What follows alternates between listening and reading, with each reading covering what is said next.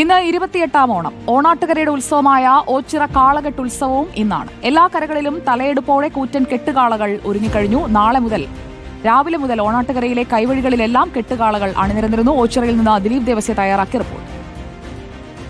ഓണാട്ടുകാരുടെ 28ാം ഓണം ഇന്നാണ്. ഓച്ചിറയിലെ കാളകെട്ട് മഹോത്സവം ഇന്നാണ് നടക്കുന്നത്. എൻ്റെ പിന്നിൽ കാണുന്നത് കെട്ടുകാളകളാണ്. കൊച്ചു കെട്ടുകാളകളുണ്ട്, അതോടൊപ്പം തന്നെ വലിയ കെട്ടുകാളകളുമായിട്ടാണ് ഇന്ന് ഇപ്പോൾ ഓച്ചിറ പരബ്രഹ്മ ക്ഷേത്രത്തിലേക്ക് എത്തുന്നത്.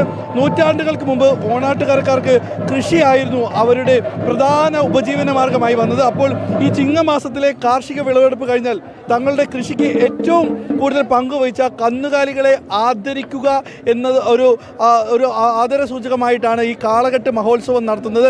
ഈ കാളകളെ കുളിപ്പിച്ചൊരുക്കി പരബ്രഹ്മ ക്ഷേത്ര സന്നിധിയിൽ എത്തിക്കുക എന്ന്. ചേട്ടാ, ഇതിൻ്റെ ഒരു ഐതിഹ്യം എന്തൊക്കെയാ?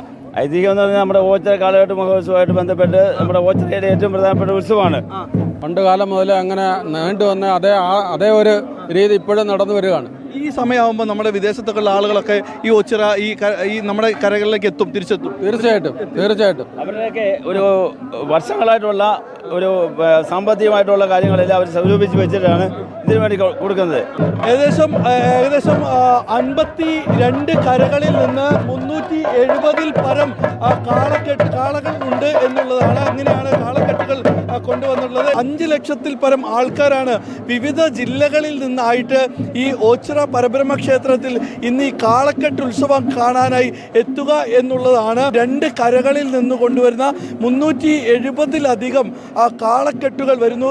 ചിലർ മനുഷ്യ സഹായത്തോടെ തള്ളിക്കൊണ്ടുവരുന്നു. മറ്റ് യന്ത്രങ്ങളുടെ JCBയോടും ഒപ്പം തന്നെ ക്രെയിൻ്റെയൊക്കെ സഹായത്താൽ കൊണ്ടുവരുന്നു എന്നുള്ളതാണ്. ഇപ്പോൾ നമ്മൾ കാണുന്നത് JCBയുടെ സഹായത്താൽ കൊണ്ടുവരുന്ന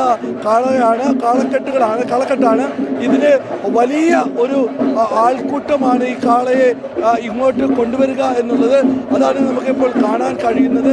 ഇന്ന് രാവിലെ തുടങ്ങിയതാണ് വിവിധ കരകളിൽ നിന്ന് കാളകളെ ക്ഷേത്ര സന്നിധിയിൽ എത്തിക്കുന്നത്. നാളെ പുലർച്ചെ 3 മണി വരെ ഇത്തരത്തിൽ കാളക്കെട്ടുകളുമായിട്ട് ഈ ആളുകൾ എത്തുമെന്നുള്ളതാണ് പറയുന്നത്. ഇപ്പോൾ പോലും 370-ലധികം കാളക്കെട്ടുകളെ ഇവിടെ അണിനിരക്കുമെന്നുള്ളതാണ് കമ്മിറ്റിക്കാരെല്ലാം തന്നെ അറിയിച്ചിരിക്കുന്നത്. ഇപ്പോൾ 100-ലധികം കാളക്കെട്ടുകൾ ഇവിടേക്ക് എത്തിക്കഴിഞ്ഞു. ബാക്കിയുള്ള 270ഓളം കാളക്കെട്ടുകൾ ഇനിയും വരാനുണ്ട് എന്നുള്ളതാണ് നമുക്ക് ഉള്ളത്. ഇതിനായി റോഡുകളെല്ലാം തന്നെ ഗതാഗത നിയന്ത്രണത്തിലാണ്. പുലർച്ചെ 3 മണി വരെ ഇങ്ങനെ കാളക്കെട്ടുകൾ വഹിച്ചുകൊണ്ട് ആളുകൾ എത്തുമെന്നാണ് പറയുന്നത്. വീഡിയോ ജേർണലിസ്റ്റ് സബു താഹിറിനൊപ്പം reporter Dileep Devasya, in reporter, Kollam.